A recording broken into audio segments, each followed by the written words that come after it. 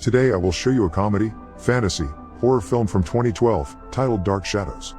Spoilers ahead. Watch out and take care. In the year 1760, the Collins family leaves Liverpool and sails to Maine in New England to expand the family empire. They start an incredibly successful fishing business that allows them to establish the town of Collinsport and their own grand estate, Collinwood.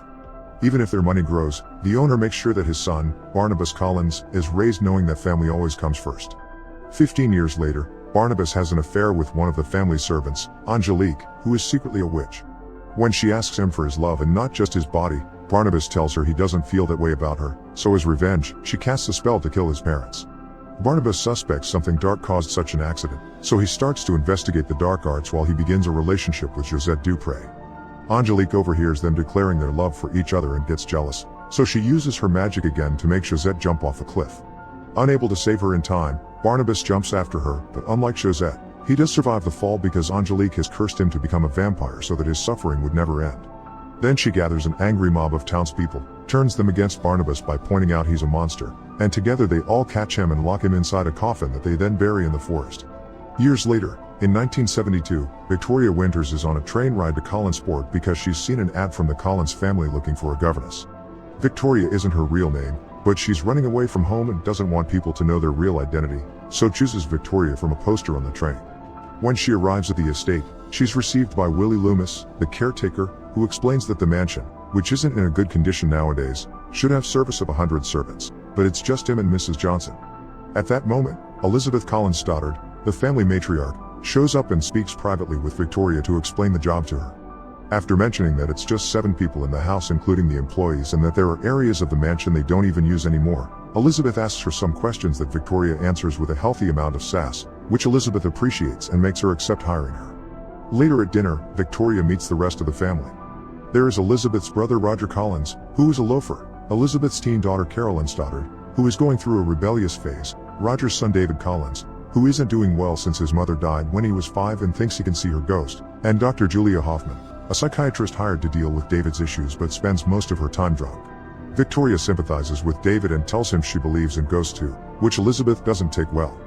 Moments later, when Victoria is getting ready for bed, she sees Josette's ghost in the hallway. She tells her he's coming before going to the foyer and circling the chandelier a couple of times, and after repeating he's coming, she falls the same way she did that day on the cliff and disappears. Meanwhile, in the forest, a construction crew building a McDonald's is doing some digging and finds Barnabas' coffin. They open it to see what is inside, and now that he is free, Barnabas proceeds to feed on every single worker, apologizing for his decades-old hunger. Afterward, he makes his way to the mansion on foot, observing and getting confused by all the technology and modern clothing on the way while covered in blood. When he makes it to the estate, he finds Willie in the garden and hypnotizes him with his vampire powers to give him the information he needs. He also asks him to clean him up before taking him inside. While trying to introduce himself to the children, Elizabeth interrupts him and asks him to talk in private, expressing her suspicions of his identity and saying all the magical myths surrounding the family are just fairy tales. Barnabas proves he's telling the truth by opening a secret room not even Elizabeth knew about, and promises to bring back the family's glory with all hidden treasure from that room. Elizabeth agrees to accept him back in the family but under one condition: he mustn't tell anyone that he's a vampire. The next day during breakfast, she introduces him to the others as Barnabas III, a distant relative from England. The family begins talking business and they explain to Barnabas that the Collins fishing empire is gone. Now the entire area is ruled by Angel Bay Seafood. At that moment, Victoria enters the room, and Barnabas can't help flirting with her because she looks so much like Josette. Back in town, Angelique is still alive under the name Angie Bouchard, and she is now the powerful founder and CEO of Angel Bay Seafood. When her employees tell her about the accident in the forest, she goes there to see it with her own eyes and is shocked to find the open coffin. Not wasting any time, she quickly drives to Collinwood, where she exchanges some insults with Elizabeth before Barnabas takes her away to talk in private. As soon as he closes the door behind him, Angelique kisses him then tells him Collinsport is now her Angel Bay, thanks to the fishing business she started on purpose to ruin the Collins. The townspeople respect her as their leader while they've forgotten all about him, so nobody is going to believe him anyway. After Angelique leaves, Barnabas expresses his worries to Elizabeth, who reminds him that no matter what happened to him in the past, he always fought on with such a determination that they had to put him away in a box. His family needs him now, so he should fight on in the present too. Inspired by her words, Barnabas begins putting all his energy into bringing glory back to the Collins. By selling some of the treasure from the hidden room, he hires dozens of people to renovate the mansion and rebuild their fishing company. With the help of an umbrella, sunglasses, and a hat, He manages to get out during the daytime without the sun burning him, although he has trouble finding a spot to sleep comfortably, so he makes the servants bring him his old coffin. When the company begins running smoothly, Barnabas hires fishermen by hypnotizing the captains working for Angelique and making them change sides. In his free time, he continues to learn about technology and spends time with Victoria. One evening, after Roger sees him get out of the secret room with treasure in his hands, Barnabas is found by Julia, who thinks he acts very weird and invites him to her office. She hypnotizes him and gets him to confess his secret, so she leaves him behind to go yell at Elizabeth for having kept it from them. Elizabeth convinces her not to go to the police when she points out that Julia should be fascinated by him, and she is, so she wants him to stay and learn more about him. Sometime later, Barnabas asks Carolyn for advice on how to court modern women. Carolyn tells him he needs to drop all the old-timey attitude and hang out with cool people, so Barnabas ends up in a hippie circle, sharing stories while smoking in the forest. After the girls teach him that women want love and not money, Barnabas kills them all in order to feed himself. The next day, Julia begins giving him blood transfusions to see if they can cure his vampirism. When Barnabas compliments her, Julia reminds him of the doctor-patient confidentiality concept and gets on her knees in front of him to pleasure him. While Victoria and Barnabas continue to spend time together and bond over talks about the supernatural, Angelique is furious that the Collins company is being successful again. The board members don't understand what the big deal is because Angel Bay still reigns over 95% of the nets, but Angelique explains it's a matter of pride and carrying on what her grandmother started, a way to destroy the Collins family. She calls for Barnabas to have a meeting and offer him the opportunity to sell his company to hers, but he refuses. Angelique reminds him she only wants his love and threatens to kill Victoria if he doesn't give it to her. Barnabas gives in and makes love to her all over the office, destroying most of it as they go. After they're done, he realizes it was a mistake and tells her he can't be with her, so Angelique promises to destroy him. Barnabas continues to see Julia for blood transfusions while Victoria begins having dreams of the time she saw Josette's ghost as a child and her parents sent her to an asylum for it. When she wakes up, she finds Josette's ghost visiting her again, asking for her help before disappearing. In the morning while having breakfast, Barnabas announces he wants to throw a ball for the whole town to remind them which is the ruling family here. Carolyn explains to him that nowadays people throw happenings, not balls, and gives him some tips about modern parties.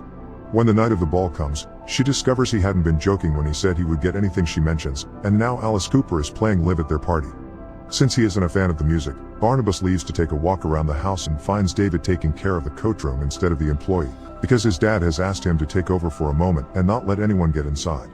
Barnabas sends him away and climbs the outside wall to peek through the window, finding Roger being intimate with the employee and stealing wallets from people's coats. Afterward, he meets with Veronica on a balcony, where she tells him she knows about his feelings for her. She feels like she can tell him anything and that she's known him forever, and confesses she's always felt something pulling her to Collinswood.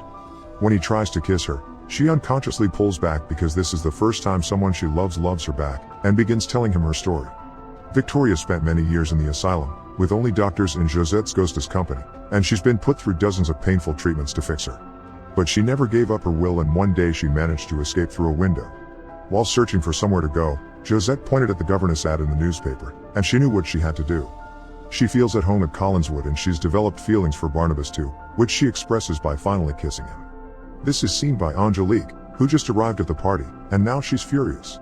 The next day, Barnabas goes to see Julia to double the efforts on making him human so he can be with Victoria, only to find her transfusing his vampire blood into her body.